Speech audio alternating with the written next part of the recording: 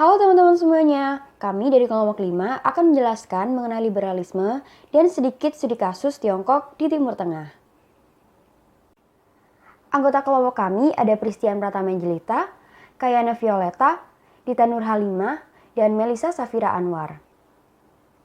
Definisi liberalisme. Liberalisme merupakan ideologi pemikiran politik ekonomi yang memusatkan pada kebebasan individu dan persamaan hak sebagai pilar utama dalam menjalani hubungan antar manusia.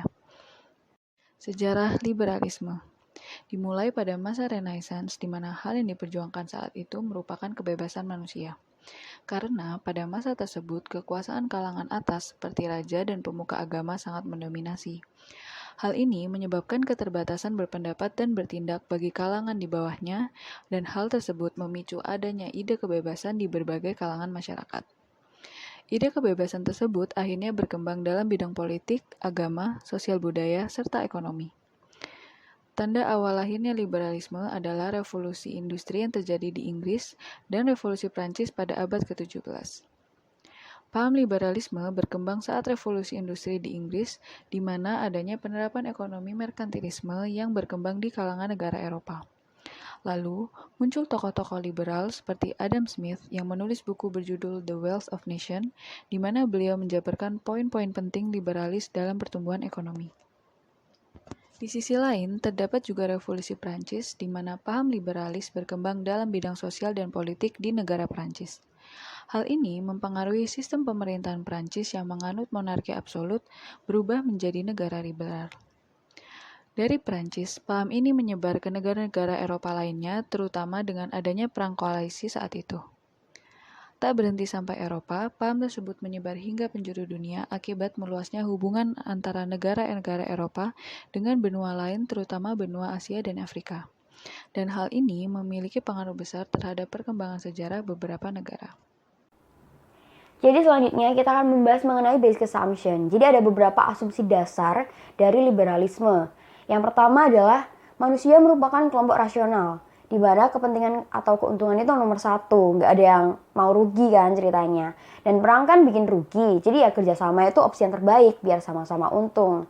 Dan kalau ada peraturan yang dibuat bersama, maka unrational people akan ikutin hal tersebut. Lalu yang kedua, individual freedom itu penting sekali karena jadi kunci dari gagasan liberalisme ini. Jadi nggak boleh dibatasin nih karena akan melanggar hak individu. Selanjutnya, agensi atau kelompok atau perkumpulan manusia mempengaruhi perubahan. Jadi negara perlu kerjasama agar ada inovasi-inovasi baru yang menguntungkan dari orang-orang baru tersebut.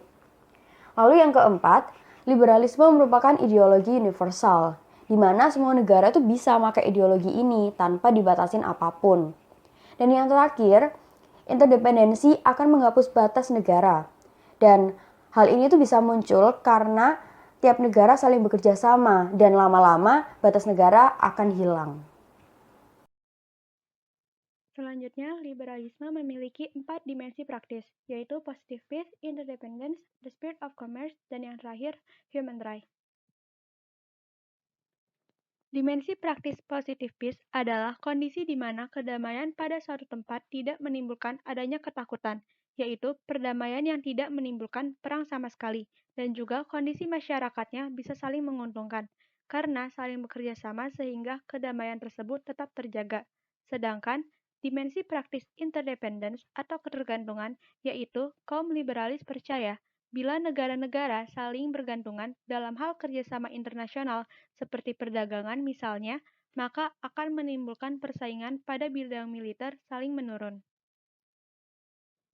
Selanjutnya, dimensi praktis the spirit of commerce, yaitu kaum liberalis percaya bahwa perdagangan bebas akan membawa negara di dunia pada hubungan yang konstan, dan juga mendatangkan keuntungan material bagi negara-negara tersebut. Yang terakhir adalah human rights, yaitu adanya dukungan atas perlindungan keamanan manusia. Selanjutnya ada beberapa kritik bagi liberalisme, yaitu pemusatan kekayaan hanya bagi kelompok pemodal. Memang benar kalau setiap orang punya kesempatan yang sama, tetapi akan sangat kelihatan kesenjangan ekonomi oleh orang-orang yang punya modal, dan akhirnya menyebabkan kesenjangan ekonomi antar kelompok. Lalu adanya generalisasi perilaku negara disamakan dengan perilaku manusia. Selanjutnya, kekuasaan negara berbanding terbalik dengan moral dan menciptakan situasi anarki internasional yang dimana menyebabkan sulit membuat negara tunduk pada moralitas global. Dan yang terakhir, pesimis internasionalisme membangkitkan keamanan kolektif. Selanjutnya merupakan praktek liberalisme dalam studi kasus Tiongkok di Timur Tengah. Kasus yang kami angkat kali ini adalah mengenai keberadaan Tiongkok di Timur Tengah, yang ternyata hubungan keduanya tidak hanya sebatas transaksi minyak loh, tetapi kerjasama yang lebih besar, yaitu Tiongkok juga memiliki kepentingan untuk mengambil kebutuhan minyak dari Timur Tengah melalui jalur laut. Seperti yang kita ketahui, liberalisme adalah ideologi pemikiran politik ekonomi yang berpusat pada kebebasan individu dan persamaan hal yang menjadi pilar utama dalam hubungan antar pihak. Maka dari itu, hal tersebut memunculkan sifat state is self-interest yang dimana Tiongkok maupun Timur Tengah membuat pilihan terbaik dalam mencapai kepentingan mereka. One Belt One Road merupakan inisiasi dari Beijing menjadi proyek yang saling menguntungkan bagi kedua belah pihak. Tidak ada perdamaian, maka tidak ada pembangunan. Tidak ada pembangunan, maka tidak ada perdamaian. Merupakan gagasan yang mendorong kebijakan Tiongkok di Timur Tengah.